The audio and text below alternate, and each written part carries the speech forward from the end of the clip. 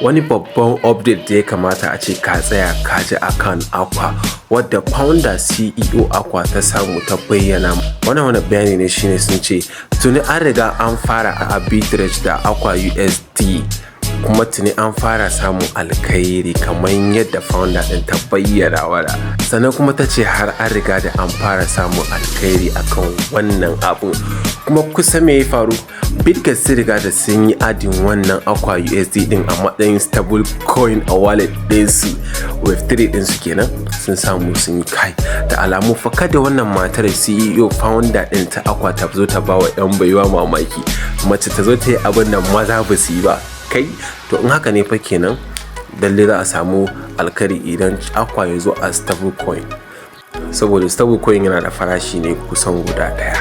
So wallahi tallahi dai a tunani na idan hakan ta kasance kuma ya zo akan blockchain din hakan cewa stable coin ne, insha Allah za a samu alkhairai. Allah ya sa a samu wannan alkhairai. Sai dai dan sai ka ji wani magana guda ɗaya, ka samu ka yi subscribe YouTube channel dina. Gashi nan idan ka shiga profile na zaka ga YouTube, sai ka danna shi, insha Allah zaka samu kai. Domin a wannan channel din zamu kawo muku yadda ake withdrawing abubuwa, ta yadda zaka sa ton a cikin ton kifa, ta yadda zaka yi meme abubuwa da yawa. So ka samu kai following ko kuma kai subscribe a cikin wannan channel din nawa, sannan ka danna kararwa domin notification idan mun sa wannan. Kuma yadda suka ce ka samu ka tanadi ton ɗinka domin ka za ka yi claiming, sai da shi za ka samu ka yi claiming.